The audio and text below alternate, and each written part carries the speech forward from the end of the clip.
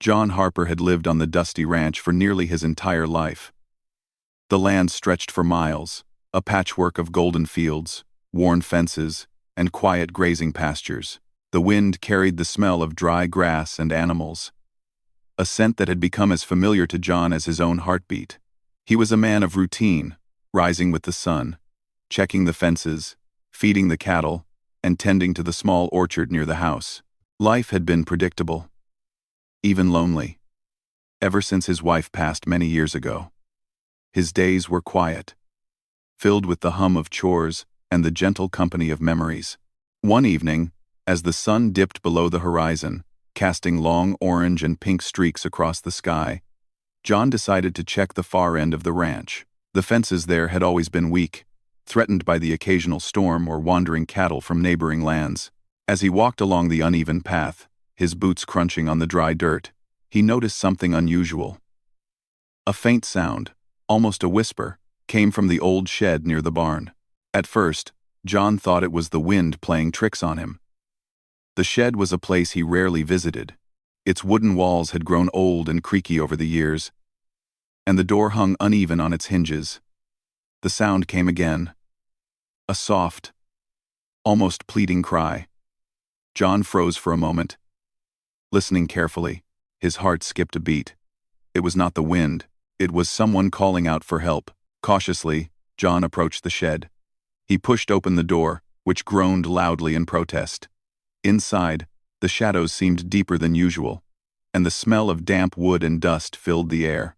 And then he saw her, a young girl, barely in her teens, with long blonde hair that hung in tangled strands around her face.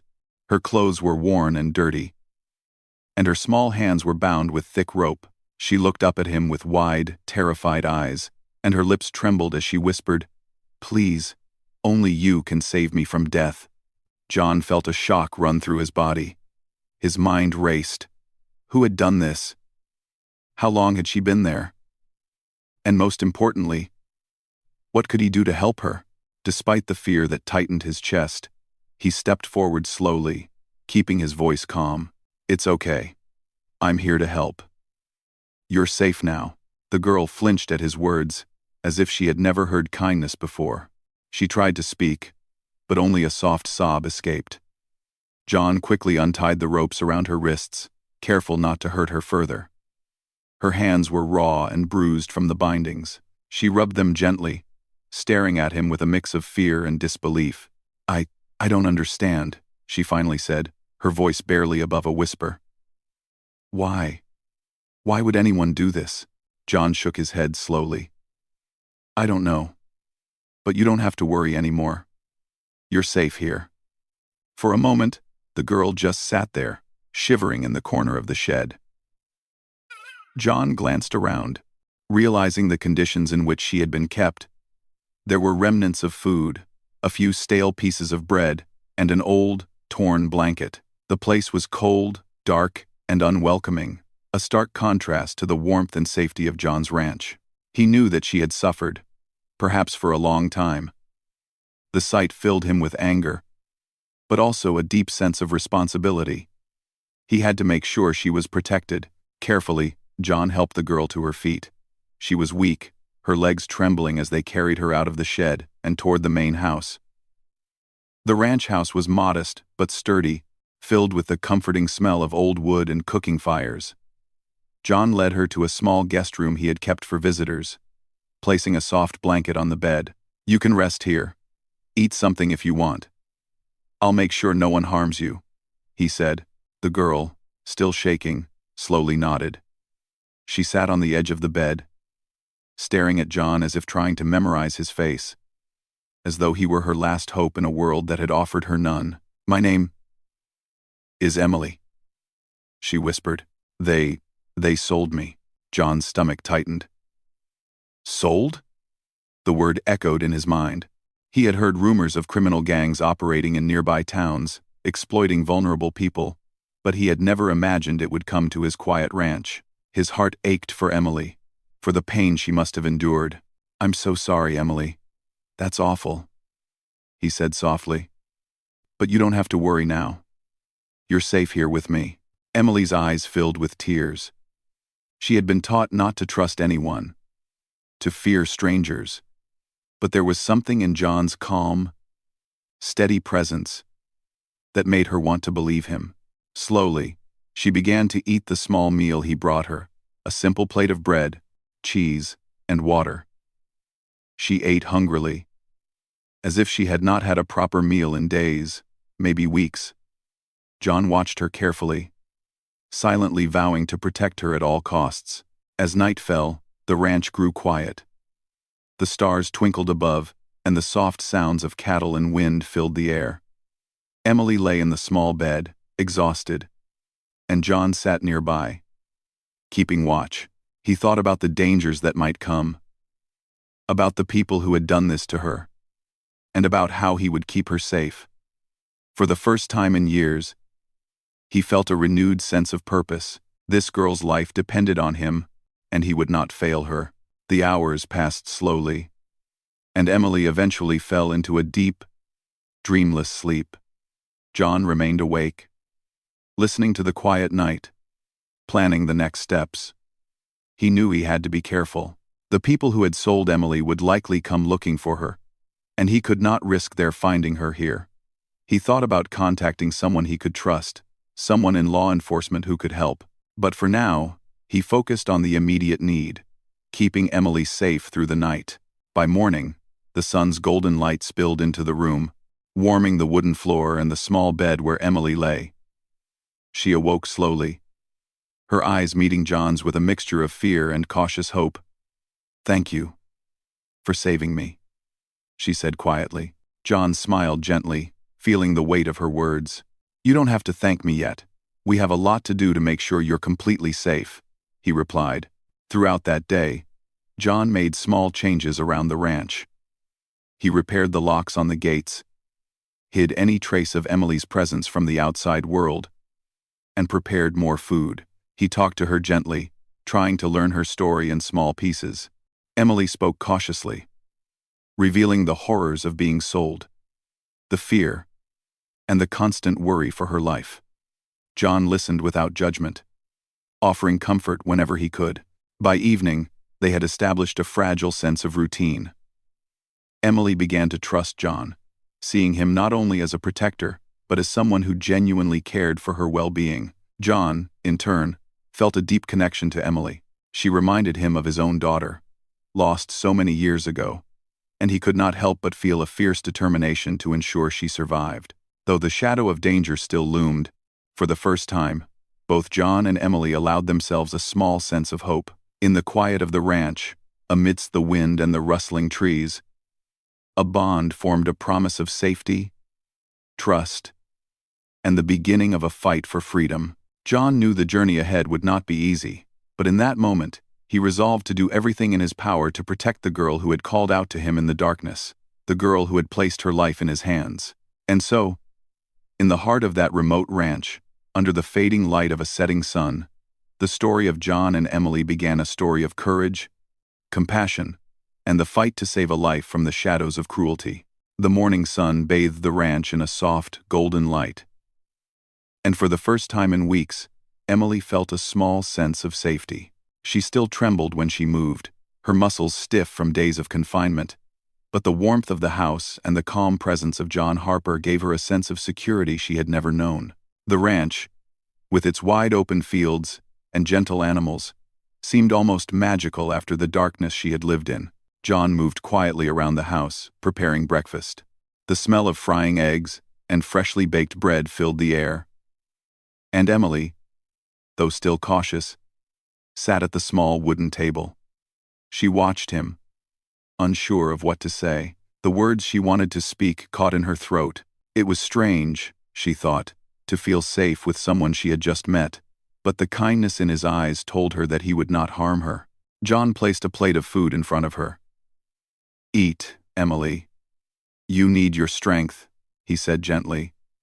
She nodded and began eating slowly, savoring the taste of food that was warm and plentiful, unlike the meager scraps she had been given before.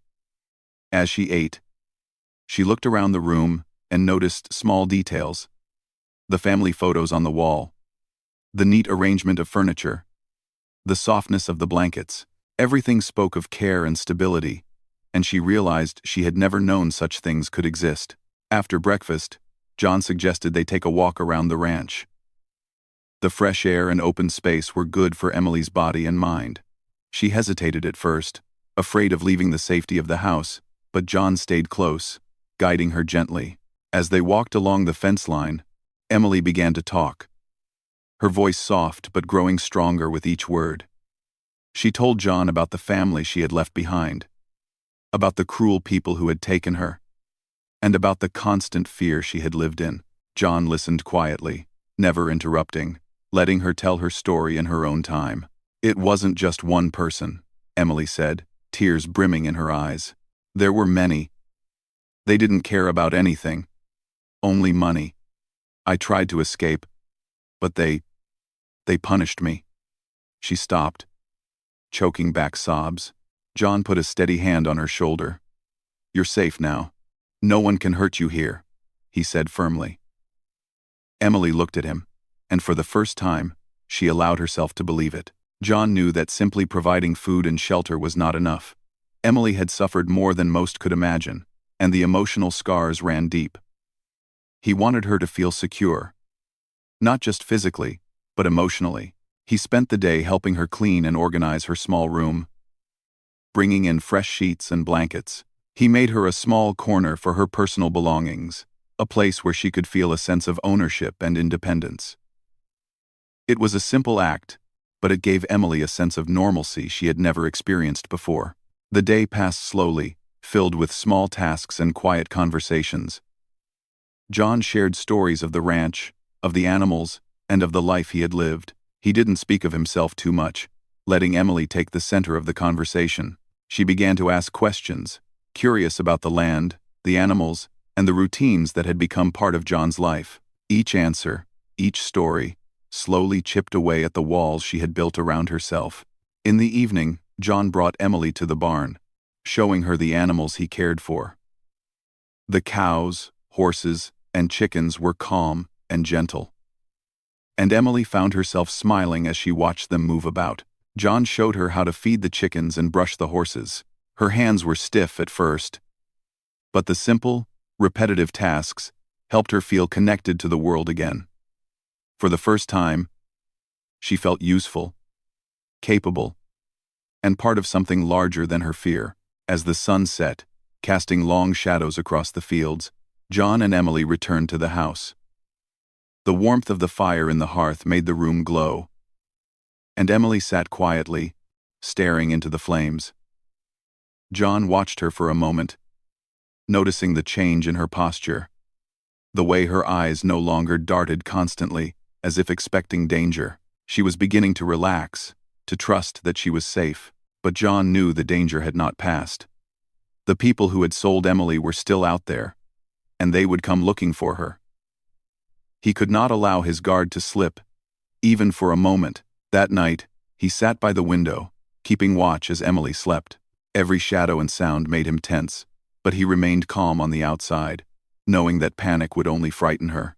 He thought about the steps he would need to take to protect her, about who he could trust, and about how to ensure that the people who had harmed her would be brought to justice. Over the next few days, John established a routine for Emily. She would help with chores around the ranch, feeding the animals, collecting eggs, and tending to the small garden. The physical work helped her regain strength, and the sense of purpose gave her something to focus on besides fear. John made sure to praise her efforts, encouraging her when she struggled and celebrating small victories. Slowly, Emily began to smile more, laugh occasionally, and even joke with John. The light in her eyes, though still cautious, began to return. John also took steps to protect the ranch. He repaired the fences, installed locks on the gates, and kept watch for any strangers in the area. He thought carefully about how to handle the people who had sold Emily. He did not want to confront them alone, knowing they were dangerous. But he also could not let Emily remain in fear indefinitely.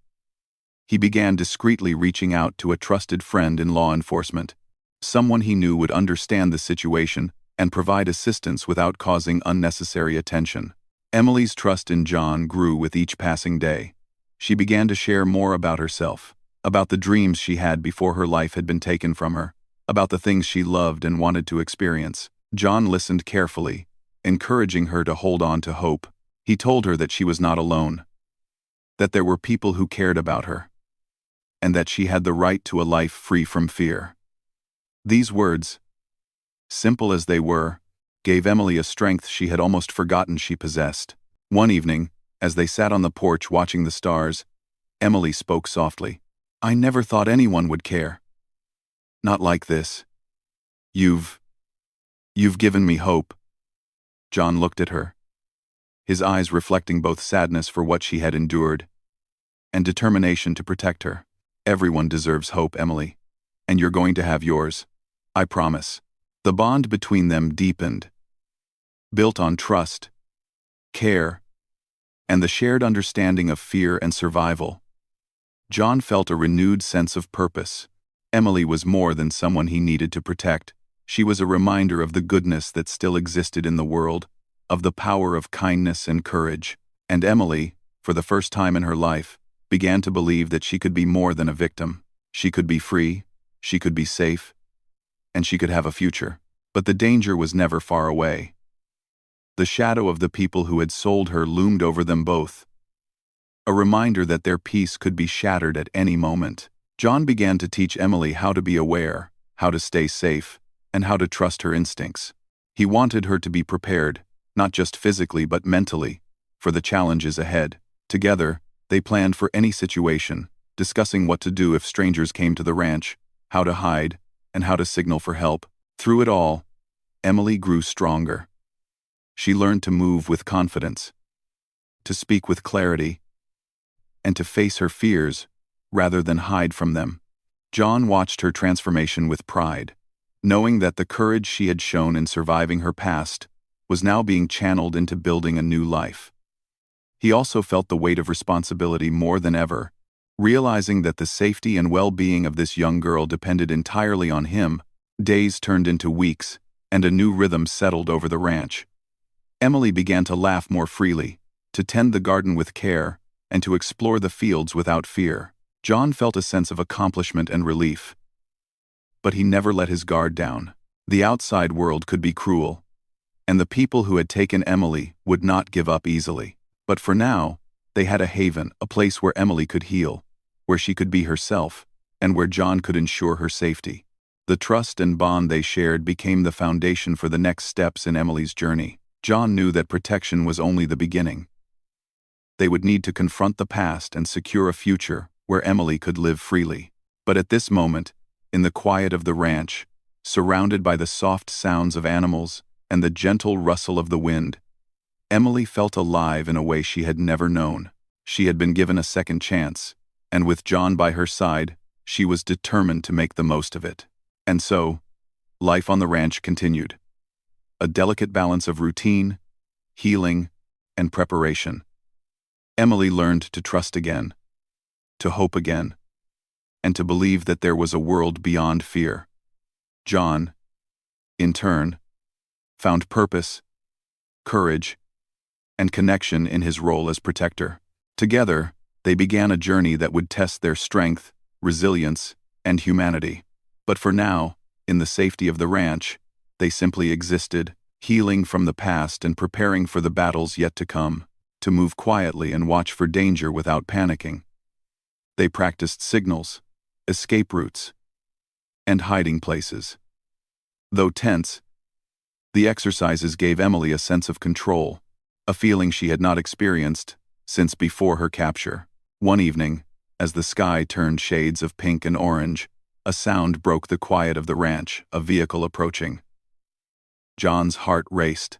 He and Emily had been cautious, but the reality of confrontation had arrived. John motioned for Emily to hide in a small room he had prepared with blankets and supplies. She slipped inside, her hands trembling, but trusting John completely. John moved toward the front of the house, keeping low and quiet. The vehicle slowed near the gate, and 3 men stepped out. They were rough-looking, their eyes scanning the area, and John immediately recognized the type members of the gang that had sold Emily. He had no weapon, No help nearby. Only his wits and knowledge of the land, but he refused to give in to fear. He could not let Emily see panic in his eyes. He waited for the right moment, then quietly closed the gate behind him, using it as a barrier to slow their approach. The men began calling out, demanding to know where the girl was. John responded firmly, his voice steady despite the tension. "You're looking in the wrong place. There's no one here." The men laughed, a cruel sound that made Emily shiver from her hiding place. They spread out, searching the property. But John knew the ranch better than they did. He moved silently, leading them away from the house whenever possible. Emily, watching through a small crack in the door, realized the danger was real. Her heart pounded, but she also felt a strange sense of hope. John was clever. He could protect her. Hours passed in a tense game of cat and mouse. The men were determined, but John's knowledge of the ranch gave him the advantage. He used narrow paths, hidden trails, and sudden noises to mislead them. At one point, he lured them into a shallow ditch near the creek, buying time for Emily to remain safe inside. She listened to the distant shouting and movement, her fear mingling with admiration for the man who had saved her once and was now saving her again. Eventually, the men grew frustrated. They had not found Emily, and the sun was beginning to set.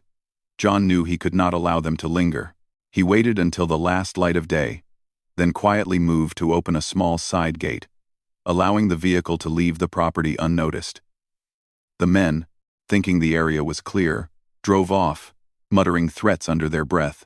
Emily emerged from her hiding place, shaking but unharmed.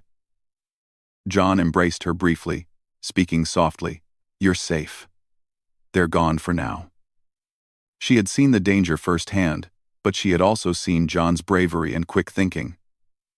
In that moment, she knew that he would do everything possible to protect her. The next morning, John made a decision. They could not wait for another attack. The gang was determined, and they would return. It was time to involve someone who could help legally. John contacted his friend, Sheriff Reynolds, a man he had known for years and trusted completely. He explained the situation, the danger Emily faced, and the need for discretion to avoid tipping off the gang. Sheriff Reynolds promised immediate action, and a plan was set to bring Emily to a safe location under police protection. While waiting for the authorities, John and Emily continued their preparations. Emily learned more about staying aware and moving cautiously, and John focused on ensuring that the ranch would remain secure.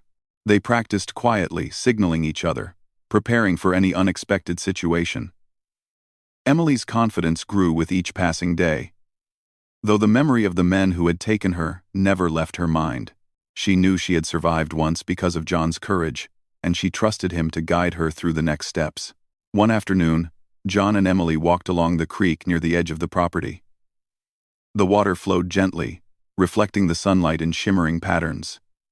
Emily paused, looking at John. "I never thought I could feel safe like this," she said softly. "I didn't know someone could care so much." John smiled, placing a reassuring hand on her shoulder. "People do care, Emily. And some will risk everything to protect those who cannot protect themselves." The days passed, and the plan to move Emily into police protection grew closer. John knew it would not be easy. The gang could be watching, and any mistake could put her in danger. But he also knew it was necessary. Emily's safety depended on moving beyond the ranch, and he had to trust the authorities he had chosen. The night before the planned move, John and Emily sat together on the porch, watching the stars appear one by one. The ranch was quiet, filled with the gentle sounds of animals settling for the night. Emily leaned against John, feeling the comfort of his presence. "I don't want to leave this place," she said softly. "It feels safe." John nodded. "I know. But the world outside can be dangerous, and we must make sure you are protected. This is just the next step. Thanks. Thanks for watching. This is just the next step." The morning came, and with it, a convoy of police vehicles arrived quietly at the ranch. John guided Emily through the side gate, avoiding the main roads to prevent any notice. Sheriff Reynolds and his team had prepared a safe route, and Emily felt a mix of fear and hope as she climbed into the car. John followed closely, his eyes scanning the horizon for any sign of trouble. As they drove away, Emily looked back at the ranch, the place that had given her hope, safety, and a chance to heal. She turned to John, her eyes filled with gratitude and trust. "Thank you," she whispered. John smiled, a mix of pride and relief washing over him.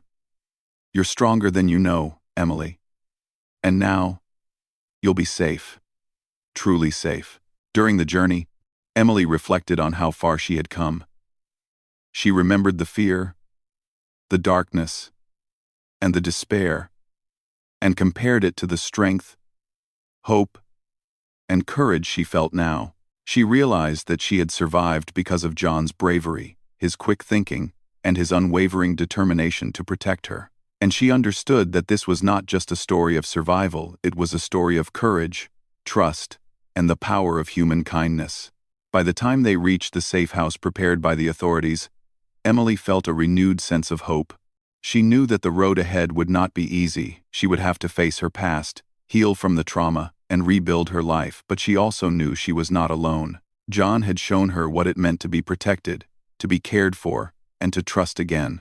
She was ready to face the future, no longer a victim, but a survivor with the courage to move forward. And John, watching her step into the safe house with confidence, felt a deep sense of fulfillment. He had faced fear, danger, and uncertainty, and through it all, he had kept his promise. Emily was safe, and for him, that was the greatest reward.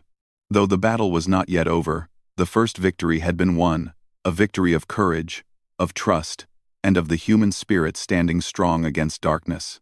High fences, and guarded by people who clearly knew how to protect her. The walls, painted in soft, welcoming colors, and the neatly kept garden, gave her a strange sense of calm. For the first time in what felt like forever, she felt that she could finally breathe without fear. The journey to safety had been tense, filled with moments of doubt and worry. But now, it seemed real. She was free at least, for now. John Harper followed closely, his eyes scanning the surroundings. Even here, he felt the weight of responsibility. He had brought Emily to safety, but he knew that true freedom meant she would need support, healing, and protection for the days and weeks ahead. He could not stay in the safe house indefinitely, but he could ensure that she had people who would look after her. Sheriff Reynolds met them at the gate, a reassuring figure who had been part of the plan from the beginning. "Emily," the sheriff said gently, "you are safe now. No one can hurt you here. You're going to stay with us for a while until it's safe for you to start rebuilding your life." Emily nodded, a mixture of relief and exhaustion washing over her. Her hands, still trembling slightly, clutched John's arm. "Thank you. For everything," she whispered. John smiled, feeling the deep sense of fulfillment that comes from keeping a promise. "You did all the hard work, Emily. I just helped you get here." Inside the safe house, Emily was shown to a small room that had been prepared for her. The bed was soft, with clean sheets, and a few personal items were waiting for her. For the first time, she could lie down and relax without fear of being discovered. She sank onto the bed and let herself feel the exhaustion of the past weeks. Her body ached, her mind was still foggy with memories, but for the first time, there was no immediate danger pressing down on her. John stayed with her for a while, helping her settle in, making sure she had everything she needed. "You're safe, Emily. Sleep if you need to," he said. Emily nodded, and as John left the room, she closed her eyes, feeling a strange mixture of relief, sadness, and hope. She had survived horrors she never wanted to remember. But now she had a chance to start over, to heal, and to build a life free from fear. In the days that followed, the safe house became Emily's new world. She met counselors and social workers who specialized in helping survivors of abuse. They spoke to her gently, listened to her story without judgment, and encouraged her to express her feelings in her own way. Slowly, Emily began to open up, telling them about the fear, the loneliness, and the cruelty she had experienced.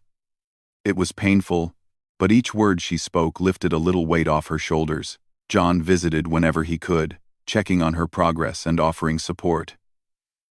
Emily always felt comforted by his presence, knowing that someone who cared deeply for her was still watching over her. He encouraged her to regain her confidence, to remember that she was strong and capable, and to focus on the future instead of the past. Emily absorbed his words, realizing that courage was not the absence of fear, but the willingness to move forward despite it. As weeks passed, Emily began to experience small victories. She could walk outside without fear, talk to other people without anxiety, and even smile without hesitation. John watched these changes with pride.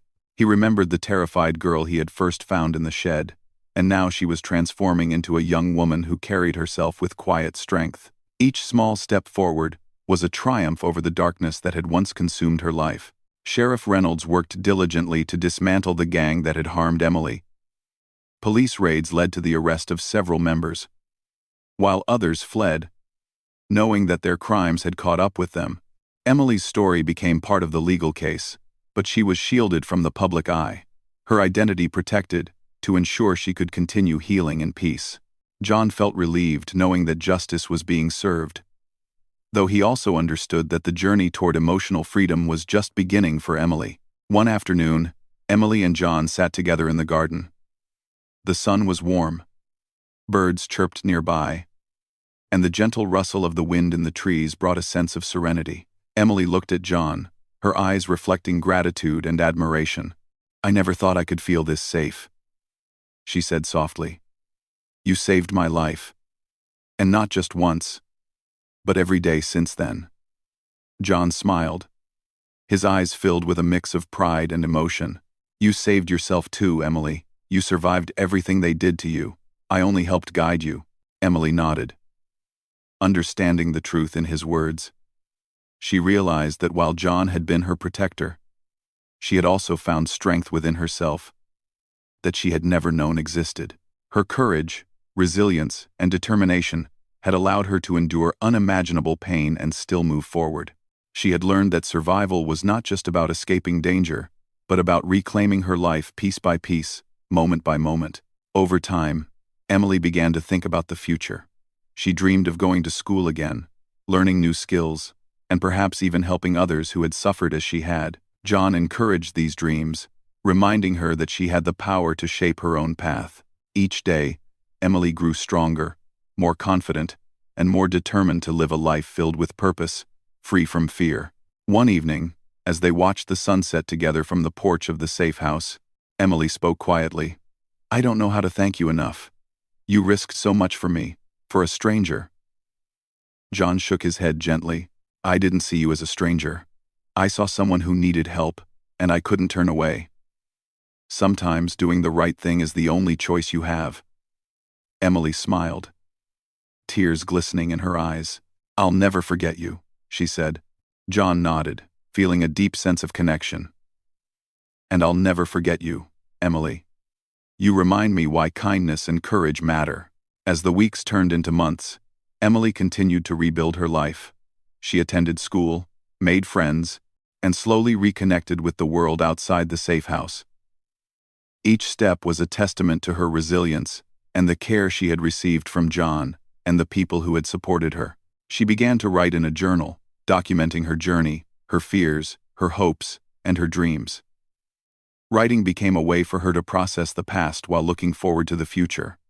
John continued to visit, though less frequently as Emily grew stronger and more independent. He took comfort in knowing that she was safe, thriving, and learning to trust again. Their bond remained strong, built on trust, respect, and the shared understanding of fear, courage, and survival. Emily knew that while the past could never be erased, she had the tools and the support to create a future full of hope and opportunity. One bright morning, Emily received news that a nearby community center wanted her to speak to young people about courage, resilience, and the importance of seeking help in dangerous situations. Though nervous, she agreed, realizing that sharing her story could empower others and remind them that even in the darkest times, help and hope exist. John accompanied her to the center, proud to see her take such a brave step forward. As Emily spoke to the young audience, sharing her experiences carefully and thoughtfully, she felt a sense of empowerment she had never known. Her voice, once trembling with fear, was now steady, filled with determination and compassion. She looked at John in the audience, and his encouraging smile gave her strength. She realized that her story, though painful, had the power to inspire others, to remind them that courage, kindness, and hope could overcome even the most difficult circumstances. By the end of the session, Emily felt a deep sense of fulfillment. She had come a long way from the terrified girl in the shed to a young woman standing before others, sharing her experiences and empowering them to be brave.